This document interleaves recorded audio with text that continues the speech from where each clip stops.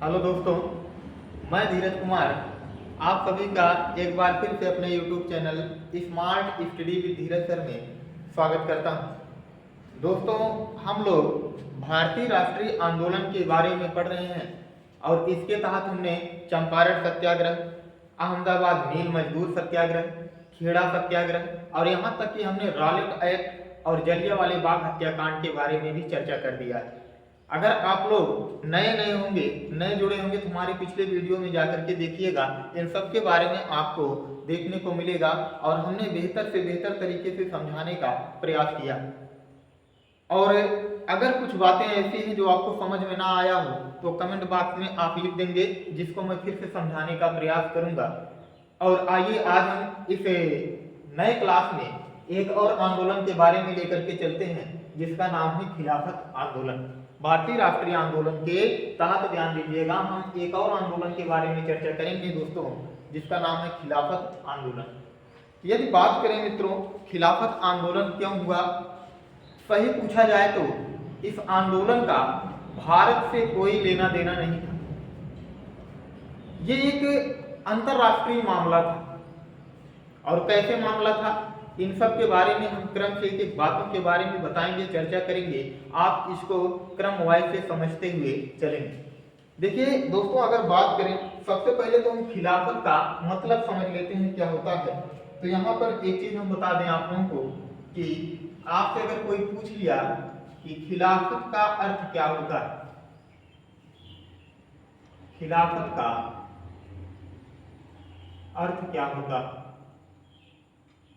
तो खिलाफत का अर्थ होता है दोस्तों, खिलाफत का अर्थ होता है विरोध करना, विरोध करना। खिलाफत का अर्थ क्या होता है, विरोध करना। ध्यान दीजिएगा, अब हम खिलाफत आंदोलन के बारे में जानने का प्रयास करेंगे कि आखिर ये आंदोलन क्या कैसे। अगर हम देखें इसकी परिस्थितियां, इस तरह से हम समझते हैं बातों को ध्यान से।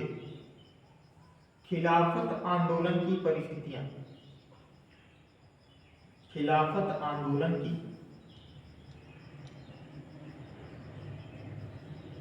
परिस्थितियां, इस बात को ध्यान से समझिएगा।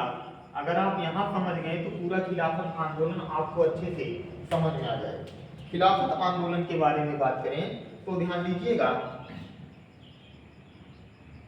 तुर्की, ध्यान दीजिएगा, एक देश है तुर्की। बात समझिएगा, तुर्की एक देश है। तुर्की में जो शासक थे, समझिएगा, तुर्की में जो शासक थे, इस बात को ध्यान से समझिएगा, उन्हें सुल्तान कहा जाता था। सुल्तान कहा जाता था। हमने दोस्तों आप लोगों से पहले बता दिया, खिलाफत आंदोलन जो था वास्तव में, ध्यान दीजिएगा, यह अंतरराष्ट्रीय मामला था। और किस तरह से मामला था अंतरराष्ट्रीय, वही बात मैं समझाने का आप लोगों को प्रयास कर रहा हूँ। तो हमने बताया कि खिलाफत का अर्थ क्या होता है, विरोध करना। और खिलाफत आंदोलन की परिस्थितियों में हमने बताया, तुर्की में ध्यान दीजिएगा जो शासक थे उन्हें क्या कहा जाता था, सुल्तान कहा जाता था। और सुल्तान, ध्यान दीजिएगा, अगर हम बात कर लें, इनको क्या कहा जाता था, सुल्तान। सुल्तान, समझिएगा, अगर हम बात कर लें यहां पर सुल्तान की, तो सुल्तान के बारे में अगर हम चर्चा करें तो सुल्तान, ध्यान दीजिएगा,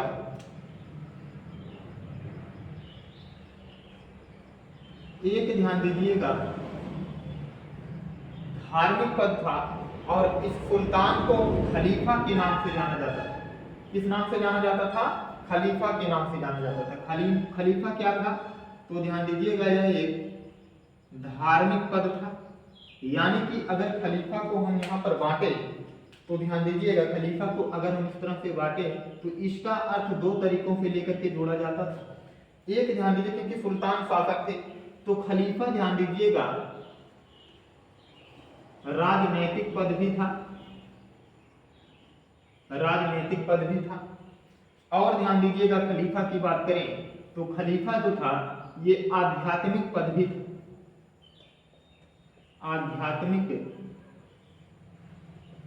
पद भी था। तो खलीफा ध्यान दीजिएगा राजनैतिक पद भी था और आध्यात्मिक पद था। अब समझेंगे मैं ये सब बातें क्यों बता रहा हूं। और उस समय ध्यान दीजिएगा, बात करें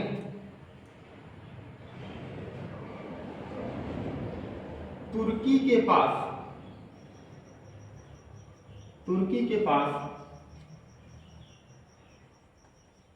संपूर्ण इस्लामिक पवित्र स्थलों पर अधिकार था। क्रम से बातों को समझते हुए चलिएगा। तुर्की के पास ध्यान दीजिएगा मित्रों संपूर्ण इस्लामिक पवित्र स्थलों पर क्या था? अधिकार। और समझिएगा खलीफा का जो नाम था पूरे विश्व में प्रचलित था। खलीफा का ध्यान दीजिएगा जो नाम था पूरे विश्व में प्रचलित था। और यहाँ पर हम कह सकते हैं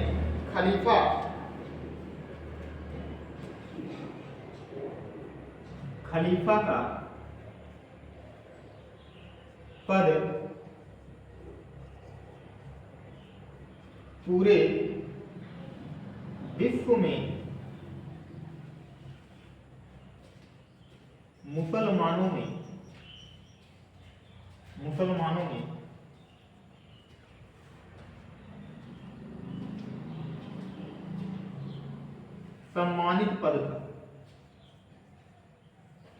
सम्मानित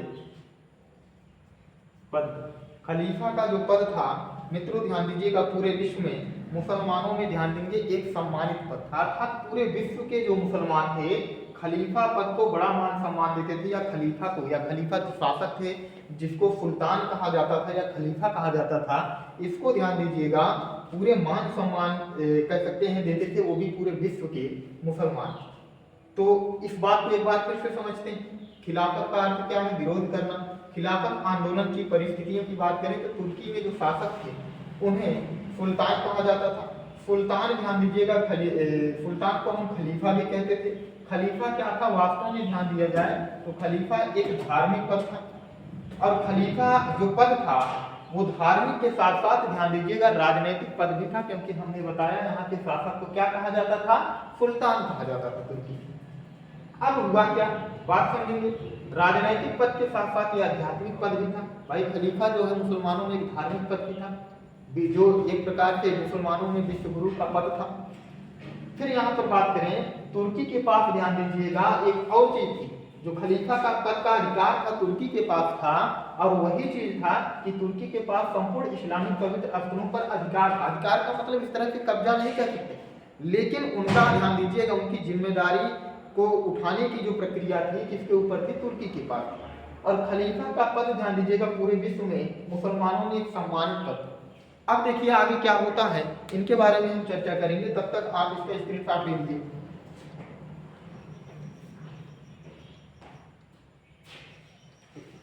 चलिए दोस्तों आगे फिर हम चर्चा करते हैं और देखते हैं खिलाफत आंदोलन के बारे में, और देखते हैं क्या होता है। अब समझिएगा यहां पर अगर हम देखें खिलाफत आंदोलन के बारे में तो यहां पर आंदोलन का कारण क्या था? आंदोलन का कारण समझिएगा।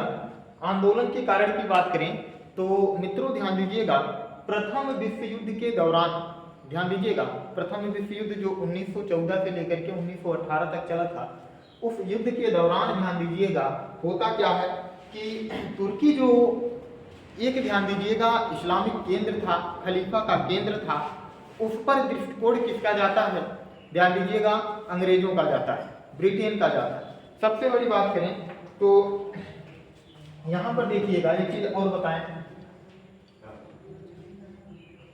प्रथम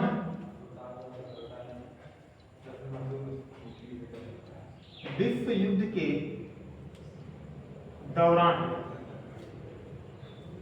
प्रथम विश्व युद्ध के दौरान, प्रथम विश्व युद्ध कब हुआ है? तो 1914 से लेकर के 1918। प्रथम विश्व युद्ध के दौरान अंग्रेजों का ध्यान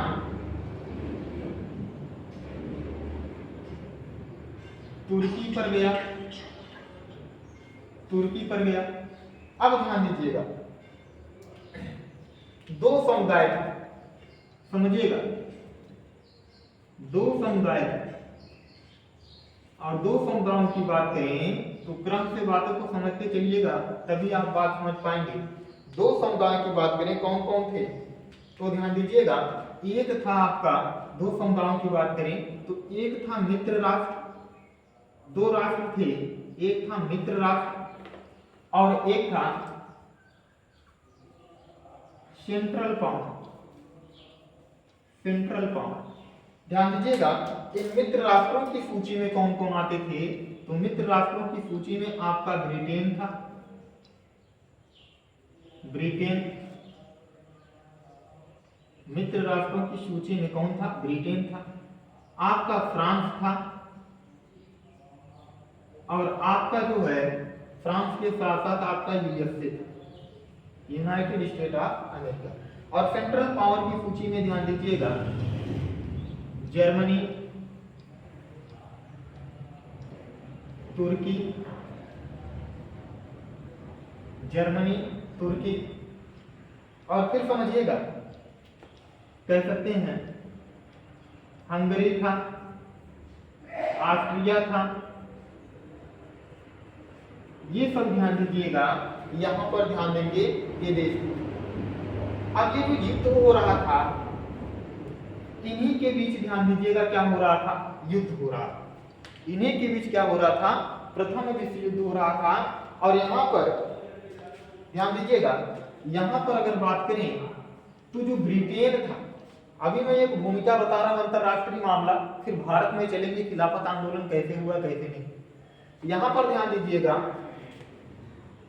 ब्रिटेन ने क्या कहा? ब्रिटेन ने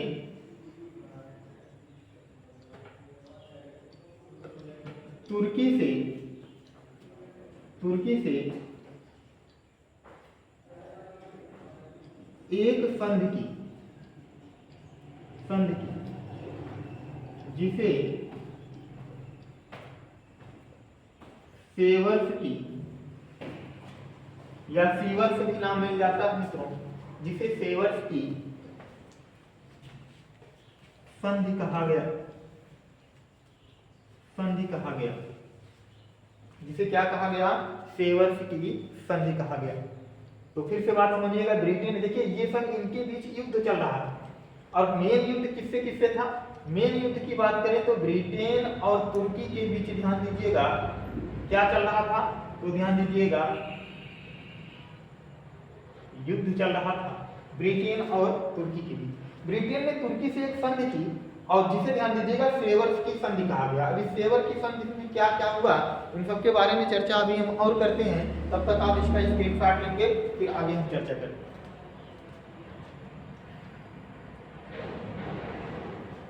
चलिए दोस्तों, आगे हम लोग देखते हैं क्या हुआ।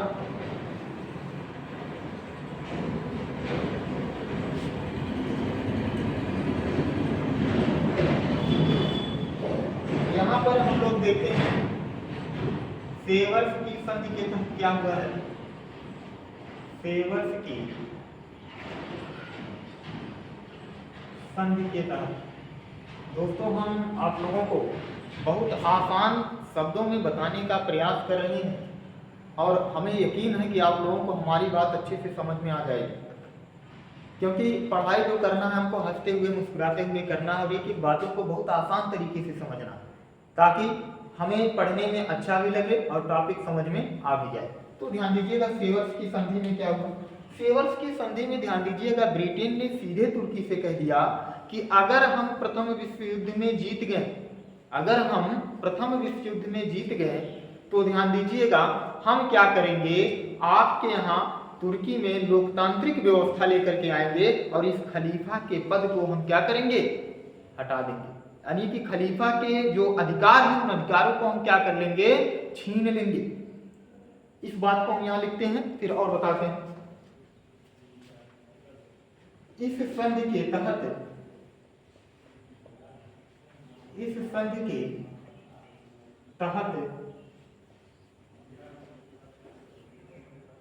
ब्रिटेन में तुर्की से कहा कि अगर हम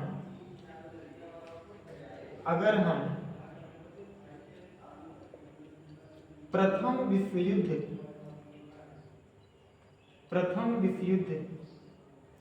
में विजयी हुए तो तुर्की में खलीफा का पद हटा देंगे। ध्यान दीजिएगा, इन्होंने क्या कह दिया कि अगर हम प्रथम विश्व युद्ध में विजय हुए तो तुर्की में कौन सा पद हटा देंगे, खलीफा का पद क्या करेंगे, हटा देंगे। और क्या करेंगे, तथा तुर्की में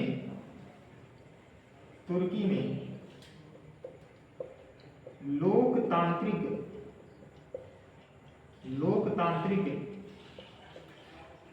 व्यवस्था लाएंगे।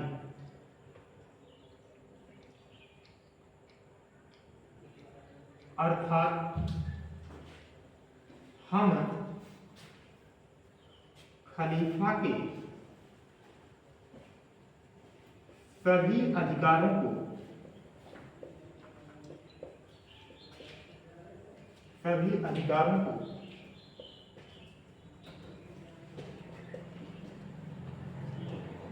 छीन लेंगे।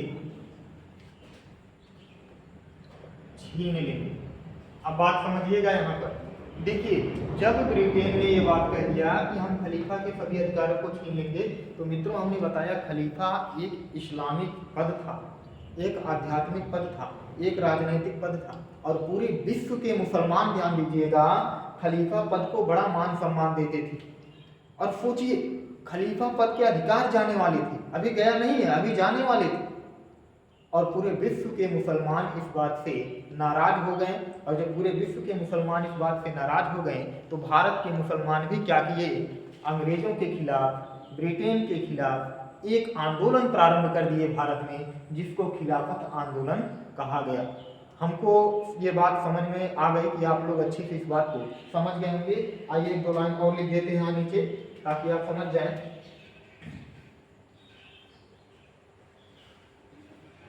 खलीफा का पद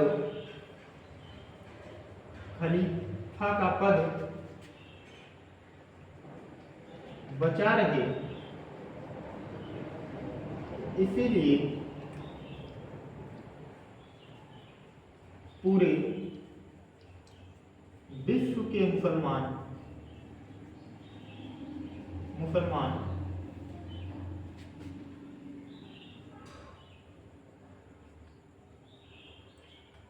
अंग्रेजों से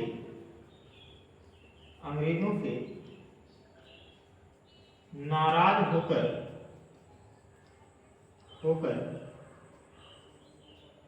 इसका विरोध किए।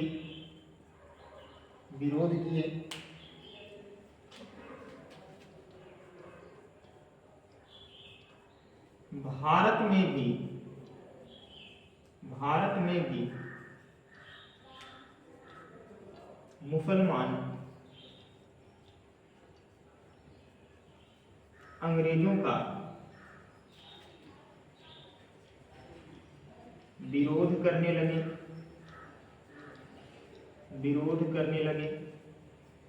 भारत में भी मुसलमान अंग्रेजों का विरोध करने लगे। यही खिलाफत आंदोलन का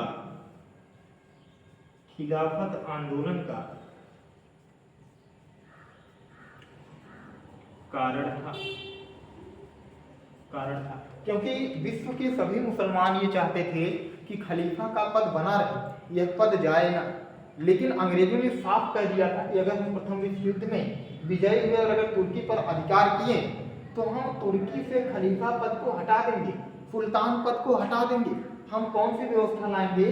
लोकतांत्रिक व्यवस्था लाएंगे। तो हमें यकीन है यहाँ तक आपको बात समझ में आ गया होगा, और इसका स्क्रीनशॉट लीजिए, फिर आगे हम चर्चा करते हैं।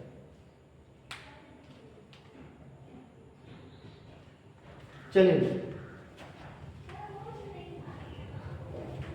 आगे कुछ चर्चा करते हैं। आगे हम लोग फिर चर्चा करते हैं थोड़ा सा। अब देखिए,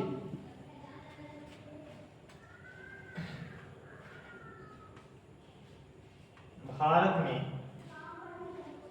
विरोध, भारत में इसका विरोध कैसे विरोध हुआ, ध्यान दीजिएगा।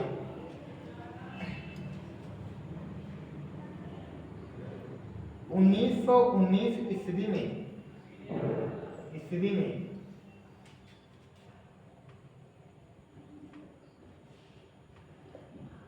अंग्रेजों का विरोध करने के लिए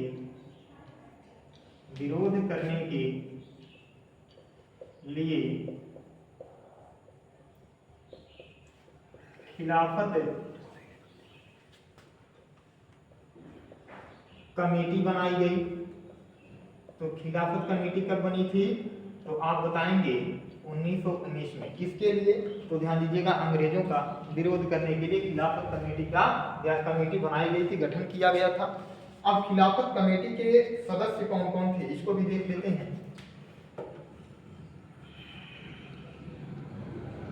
खिलाफत कमेटी के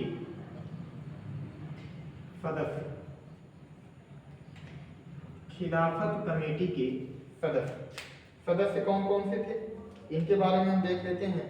तो खिलाफत कमेटी के जो सदस्य थे, ध्यान दीजिएगा, मोहम्मद अली थे,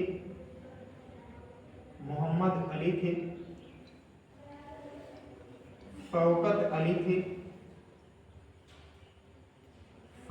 अली थे, और ध्यान दीजिएगा मौलाना अबुल कलाम आजाद, और ध्यान दीजिएगा अन्य लोग भी, अन्य मुसलमान भी थे। अभी इसमें मुसलमान ही इन्वॉल्व हो रहे हैं मित्रों।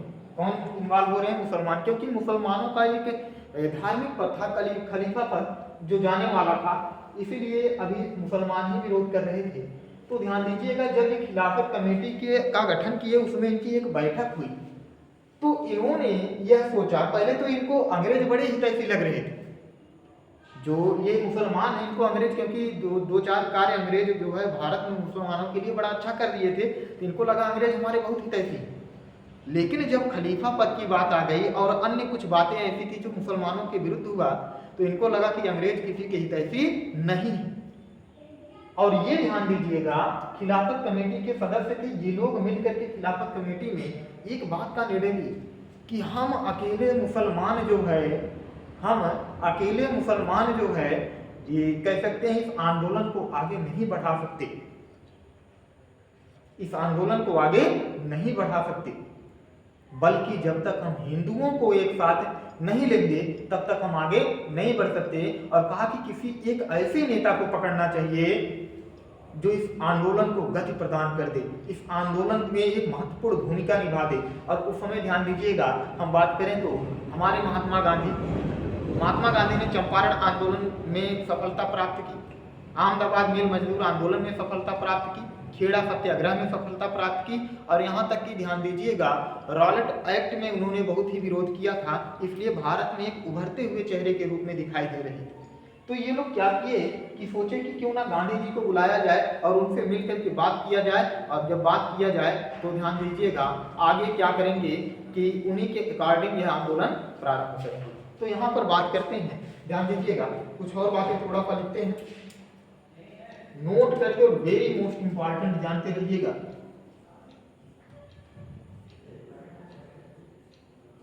खिलाफत आंदोलन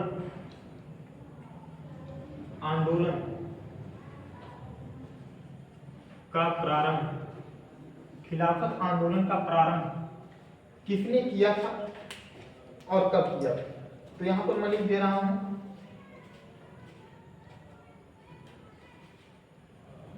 मोहम्मद अली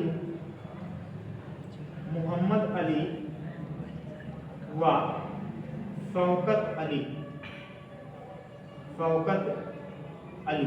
और ध्यान दीजिएगा इनको अली बंधु कहा जाता था। क्या कहा जाता था? आपको कहीं कहीं नाम सिर्फ मिल जाएगा, अली बंधुओं ने प्रारंभ किया। ठीक, अर्थात खिलाफत आंदोलन जो है अली बंधुओं ने प्रारंभ किया, और नाम क्या था? मोहम्मद अली व शौकत अली था। कब प्रारंभ किए थे?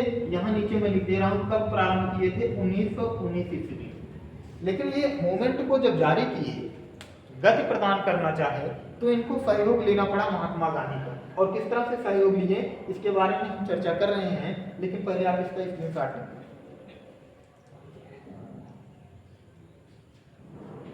चलिए दोस्तों आगे फिर हम चर्चा करते हैं, और यकीन हमें पता है यकीनन कि आप लोगों को यह बात अच्छे से समझ में आ रही होगी, क्योंकि एक एक बातों को हम बड़े आराम से बताने का प्रयास कर रहे हैं और सरल तरीके से बताने का प्रयास कर रहे हैं ताकि आपको समझ में आ जाए।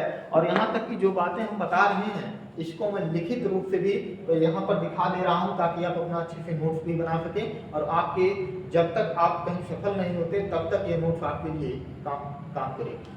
चलिए आगे फिर हम चर्चा करते हैं।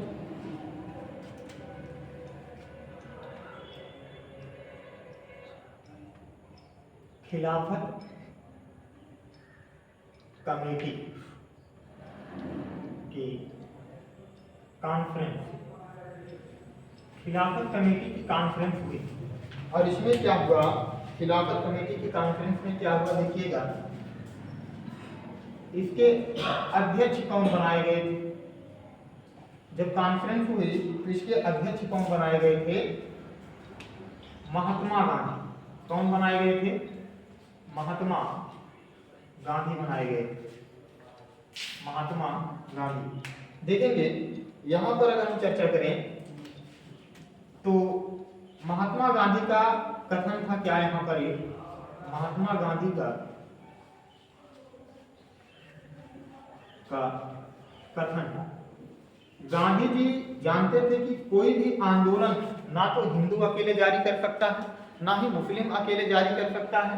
ध्यान दीजिएगा, इन्होंने कहा कि जब तक दोनों एक ना हो जाए, जब तक हिंदू और मुस्लिम एक ना हो जाए तब तक कुछ कहा नहीं जा सकता, क्योंकि जब ये एक होंगे तभी ध्यान दीजिएगा आंदोलन तीव्र गति से आगे बढ़ेगा, यानी कि भारत में हम अंग्रेजों को बड़े आराम से पराजित कर सकते हैं। तो गांधी जी ने कहा कि ये एक ऐसा मौका है कि भारत के हिंदू और मुसलमानों को एक करने का, और यह मौका अगले 200 वर्ष तक भी नहीं आएगा। तो इस बात को हम लिखते हैं, ध्यान दीजिएगा। गांधी जी ने कहा कि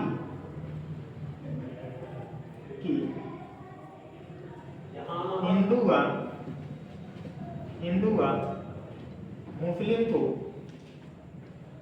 व मुस्लिम को एक करने का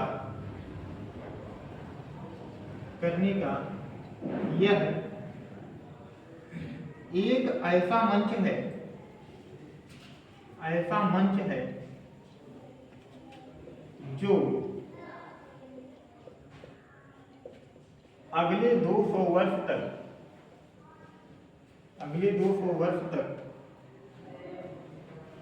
नहीं आएगा, अगले 200 वर्ष तक नहीं आएगा, यह गांधी जी ने कहा था। अब ध्यान दीजिएगा, आंदोलन जब प्रारंभ होता है तो अब होता क्या है, गांधी जी इसमें इन्वॉल्व हो गए और मोहम्मद अली जिन्ना ने क्या कहा? मोहम्मद अली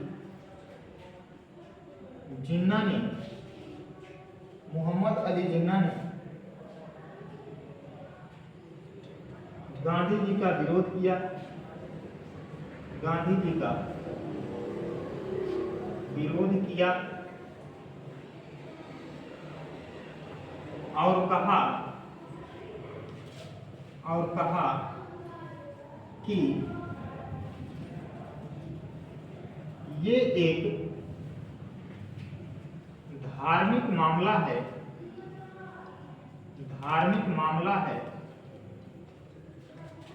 इसे राजनीतिक ना बनाया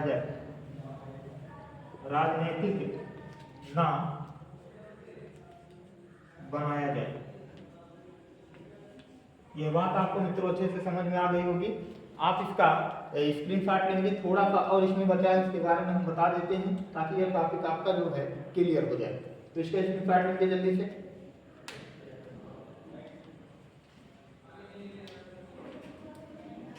चलिए मिटाएं इसको।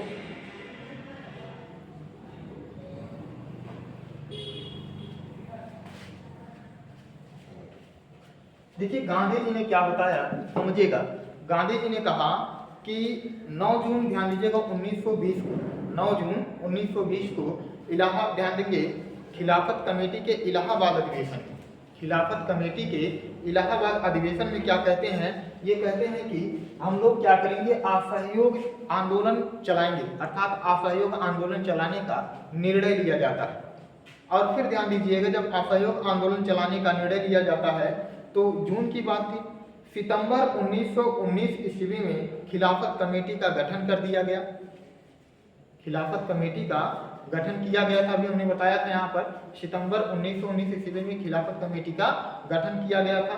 और 17 अक्टूबर 1919, ध्यान दीजिए 1920 को क्या मनाया गया? खिलाफत दिवस मनाया गया। ठीक, और फिर आगे चर्चा करें तो ध्यान दीजिएगा, इसी के तहत असहयोग आंदोलन प्रारंभ करने की बात की गई थी और डेट रखा गया था 1 अगस्त 1920 को। ध्यान दीजिएगा हम क्या करेंगे? असहयोग आंदोलन प्रारंभ करेंगे। और इसी दौरान ध्यान दीजिएगा, कह सकते हैं कि भारत के कांग्रेस के एक ऐसे नेता थे जिनकी मृत्यु हो गई थी, जिनका नाम था बाल गंगाधर तिलक। इनकी मृत्यु हो गई, पूरे भारत में शोक मनाया गया था।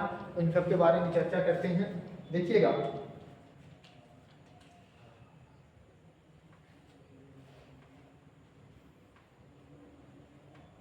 9 जून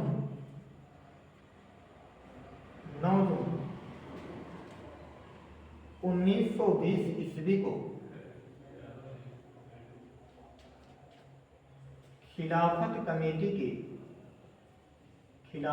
ये इंपॉर्टेंट पॉइंट पूछा जाता, असहयोग आंदोलन चलाने का निर्णय किस कमेटी में लिया गया था? खिलाफत कमेटी में। 9 जून 1920 ईस्वी को खिलाफत कमेटी के इलाहाबाद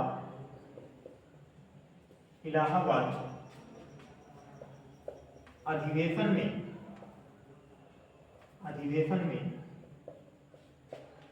गांधी जी ने असहयोग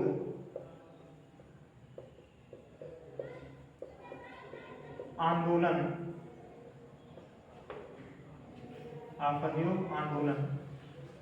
चलाने का निर्णय लिया,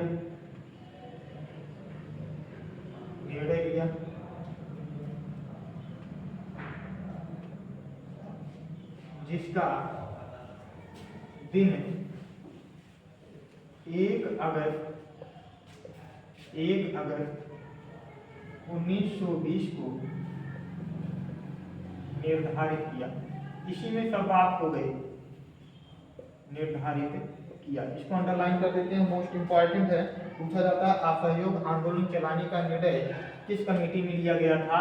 तो खिलाफत कमेटी कि इलाहाबाद अधिवेशन में लिया गया था। कब लिया गया था? 1920 में, 19 जून 1920 किसने लिया था? महात्मा गांधी ने। और क्या दिन निर्धारित किया था?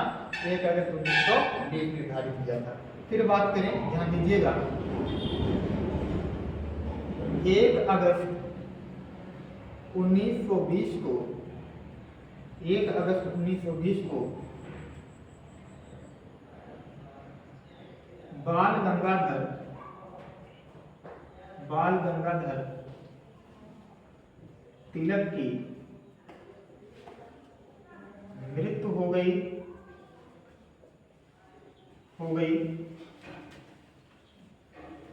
पूरे देश में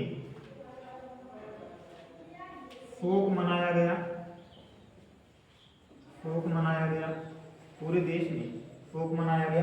इन सब के बारे में चर्चा और भी हम करेंगे जब असहयोग आंदोलन पढ़ेंगे, लेकिन यहाँ सिर्फ जानते हैं शोक मनाया गया था, लेकिन असहयोग आंदोलन प्रारंभ हुआ, शुरू हो गया था।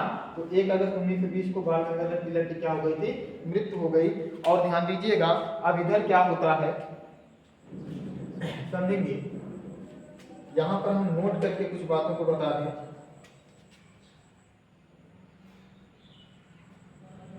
समझिएगा, पहले बात सुन लीजिएगा तो फिर मैं लिख देता हूँ। देखिए होता क्या है कि अगर हम बात करें 10 अगस्त 1920, क्योंकि इधर हुआ क्या, जो ब्रिटेन था, क्योंकि मामला वहीं से आया था, ब्रिटेन जो था वो विजयी हो गया, तुर्की पराजित हो गया। और सेवर्स की जो संधि हुई थी, उस संधि के तहत तुर्की का विभाजन कर दिया गया। तुर्की में खलीफा का पद भी छिन गया। और ध्यान दीजिएगा, जब खलीफा का पद छिन गया तो अब आंदोलन भी क्या हुआ? समाप्त हो गया, क्योंकि आंदोलन ही ध्यान दीजिएगा उसके लिए हो रहा था। और जब वही कार्य ही हो गया तो आंदोलन किस लिए करें, इसलिए आंदोलन स्वतः क्या हो गया था? समाप्त हो गया। तो चलिए यहाँ पर लिख देते हैं हम लोग 10 अगस्त 1920, 10 अगस्त 1920 को सेवर्स की संधि के तहत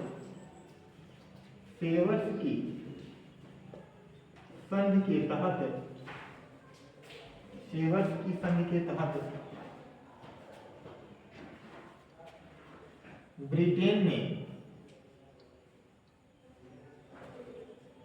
तुर्की का विभाजन कर दिया।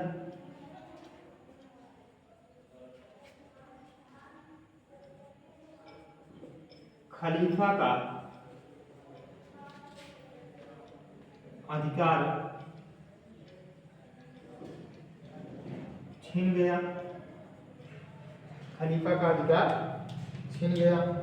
और फिर ध्यान दीजिएगा, एक बात और यहाँ पर बता दें, लोकतांत्रिक मामला तुर्की में लाया गया। और 1924 ईस्वी में कमाल पाशा की सरकार बनी तथा खिलाफत आंदोलन